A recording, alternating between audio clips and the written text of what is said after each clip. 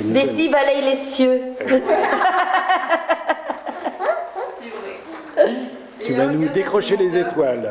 Il fallait faire du super léger. Donc tout ça, ça a été mis au point sur 3 mois. Eh ouais. Donc c'était stressé là quand il se passe un truc comme ça. Mais lui-même là. En fait, c'est incroyable. Et ce jeu des ombres, pas voulu au départ. C'est du tien. Bah non, d'abord ça ne devait pas du tout être accroché comme ça. Ça tient de la calligraphie chinoise, ça, derrière. Un parchemin. Oui, franchement. Et des ombres chinoises. Oui. Et puis de ces montagnes dans les calligraphies. Enfin, c'est vraiment. De toute façon, moi, ce travail-là, il va être utilisé. Tous ces travaux transparents, je vais le continuer. C'est qu'un début, ça. Hein.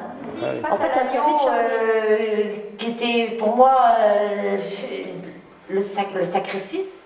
Je me suis trouvée à travailler avec la laine. Je me suis trouvée donc à sacrifier l'agneau. Et maintenant, dans l'expo, me voilà maintenant l'agneau berger des âmes. Ça, c'est trop magnifique pour moi. Et en plus, dans l'accrochage, il a une silhouette de Christ montant au ciel. C'est une croix. Ça me dépasse complètement. C'est magnifique. C'est assez étonnant aussi de travailler avec la laine et de travailler autour de la laine du Christ et de la Vierge. Alors que, parce qu'on travaille dans un lieu sacré, donc c'est aussi pour ça que ça a été poussé dans ce sens-là, même si d'habitude on travaille sur le sacré. Hein. Mais là on travaille plus sur le, moi j'ai plus travaillé sur le religieux que le sacré. En fait, ici on est tombé vraiment dans une optique très très chrétienne. En réalisant, en faisant un travail sur la Vierge, le Christ s'est révélé. En faisant un travail sur le Christ, la Vierge s'est révélée. En plus, c'est une histoire donc de laine, de pure laine vierge, je dirais, et qui se tient avec de la colle qui est faite à base de sexe de taureau. Donc la virginité se trouve fécondée tout d'un coup. En fait, tout ça est un petit peu troublant. Ça, c'est aussi des rencontres, c'est l'aventure des expos, ça. Ça, c'est aussi des choses qui se passent, c'est des moments magiques quand il y a des incidences comme ça, ce qui s'est passé avec la lumière, l'ombre et comment ça vient vivre, comment ça se rencontre, comment le lieu et la création viennent se rencontrer. C'est pour produire une création. Moi, je partage vraiment ça avec Anime parce que je veux dire, toute cette énergie que ça demande, tout ça, mais c'est juste pour des moments comme ça, des moments de révélation. Oui, c'est ça. Ça me donne des frissons rien que de sentir ça. Ouais, on approche le mystère, la mystique, la spiritualité se révèle. Voilà, prend corps, mais aussi il y a eu du sacrifice. Il ne faut pas oublier que pour un travail comme ça, une bête a été tuée pour la laine, une bête a été tuée pour la colle. Donc on est dans le propos chrétien vraiment quoi. Mais ça c'est pas forcément des choses non plus qu'on décide à la base. On part. C'est la conscience du geste et de la matière. Aussi. Ouais. C'est aussi par la conscience que en fait la symbolique est abordée aussi finalement par cette conscience. À travers nous quoi.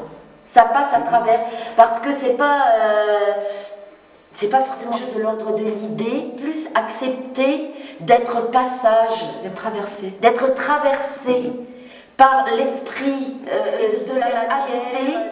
Et là, à partir de ce moment-là, quelque chose peut se passer. Mais ça passé par nous, mais ça ne nous appartient pas vraiment. Ah ouais. C'est comme moi j'aime beaucoup quand tu parles comme ça, de l'installation et du souffle, de la bouche. C'est vraiment... Oui, c'est la manifestation du souffle. On crée un rituel presque. Il n'y a pas vraiment le rituel, mais tout le support. Après, comment ça vient se rencontrer avec ce sol-là? C'est incroyable. Oui, ça c'est magnifique. Ça, cette galade, elle est... Ça, c'est superbe parce que... Génial, elle se prête. Et nous, dans la matière, c'est pareil. On nourrit la matière. On la prend, on l'habite et on se fait habiter par elle. Et puis elle se révèle, quoi. Oui, c'est comme si on mettait du temps et de l'espace dans la matière. Surtout toi, moi, c'est vrai que c'est un autre rapport au temps Oui. par rapport à ça. Parce que, en fait, je travaille sur quand même un matériau qui est plus proche de l'eau, en fait, hein, de l'élément liquide. Et donc, il y a une fluidité, mais il y a aussi quelque chose qui est une souplesse. Mais j'ai pas le même rapport au temps qu'Annie, qui est donc, quand même globalement, il y a beaucoup de minéral, et ça se sent.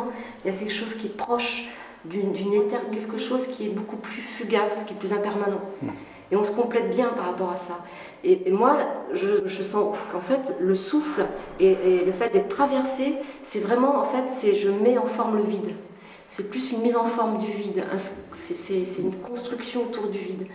Et le travail, un petit peu, enfin la démarche autour du lieu qu'on a eu avec Annie, c'est de pouvoir donc comme ça investir la partie souterraine, le cloître, en inversant un petit peu la pièce finalement qu'il y a dans le cœur du cloître. C'est aussi quelque chose de très souterrain, ancien, un peu, je sais pas, après on peut imaginer ce qu'on veut, avec aussi une poussée à l'intérieur, mais quelque chose qui vient de sous terre. Donc elle a mis le ciel dessous, et moi j'ai mis quelque chose de l'ordre du souterrain. On a renversé. On a renversé les choses. l'espace. Et on Et est moi, comme ça dans une complétude au niveau, avec quelque chose de plus impermanent et quelque chose de plus éternel. Enfin, je ne sais pas après comment peut-être le mot adapté à rapport au temps que tu peux avoir, mais quelque chose qui est plus intemporel, plus...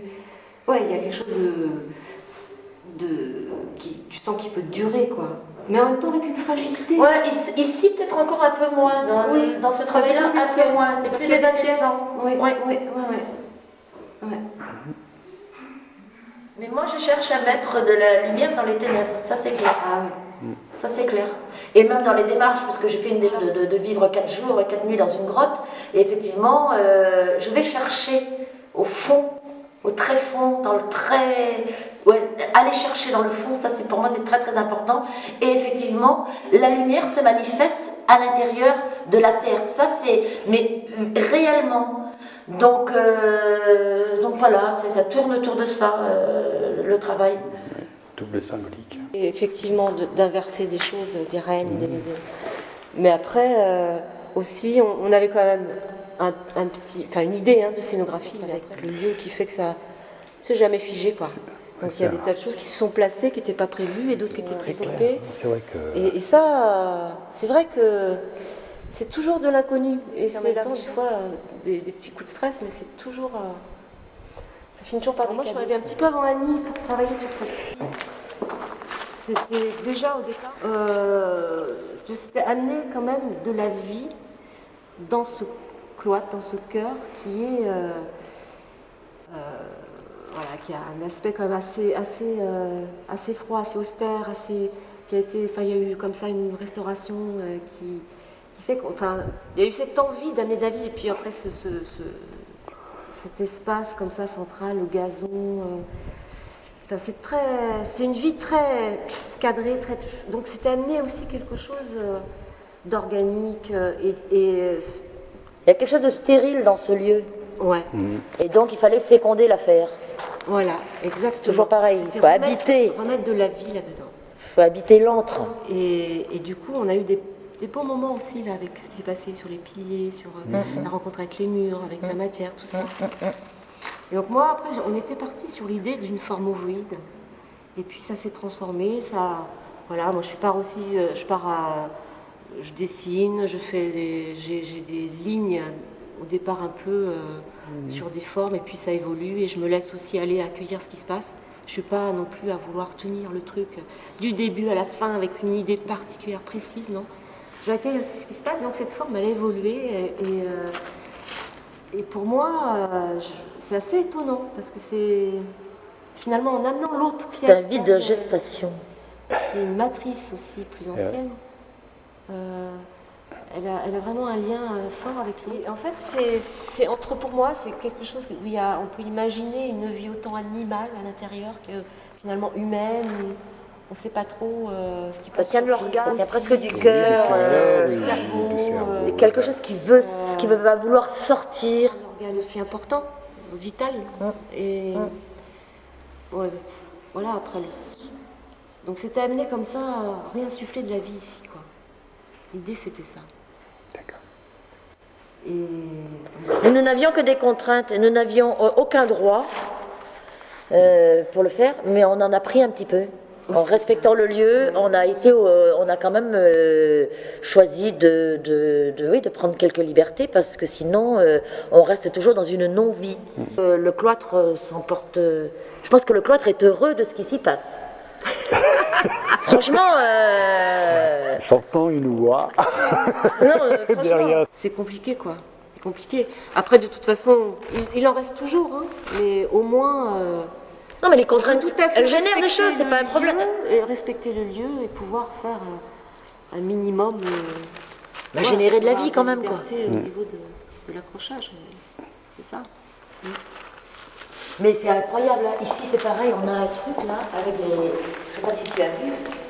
Et là maintenant, le perso moi, le matin, là, on a un truc avec la couleur de la pierre et les couleurs...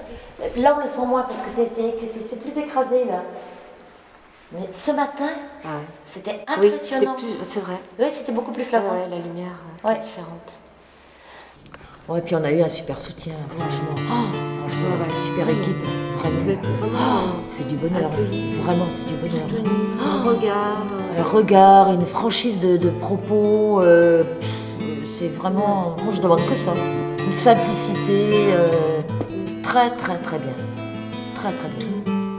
Donc, on ne s'est pas trompé parce qu'on l'a fait pour ça. Alors, ce qui s'est passé, c'est Véro qui a eu le contact avec Benoît. Et donc, elle avait ce projet d'expo, là. Et puis, un jour, en parlant au téléphone, elle me dit « Ça t'intéresse pas de le faire ?» J'étais un peu sur le reculoir, et puis, je sais pas, j'ai eu un truc, et puis je dis « Oh, si !» Donc, on est venu voir le lieu. Et on a rencontré Benoît. Et franchement, c'est pas le lieu, moi, qui m'a tenté. Avec toutes les contraintes qu'il y avait, je me suis dit, j'ai demandé une petite semaine de réflexion parce que j'avais des pièces lourdes et tout ça, je ne voyais pas vraiment qu'est-ce qu'il y avait possibilité de faire à part mettre 3 pièces là. Et puis j'ai dit si. J'ai dit si parce que l'engagement, le côté résistance dans les politiques culturelles qui existent et tout ça, de voir des gens qui étaient engagés comme ça ressemblait à notre énergie quelque part. Donc je dis oui, et puis pendant 3 mois, moi j'ai travaillé que pour cet objectif-là. Et en fait, après, on a trouvé ici cette manière de fonctionner là, qui est semblable à la nôtre, ce propos sain, enfin je sais pas, voilà, c'est bien, c'est vraiment bien, ça vaut le coup quoi. C'est des aventures, c'est des bonnes aventures, c'est de la nourriture pour tout le monde.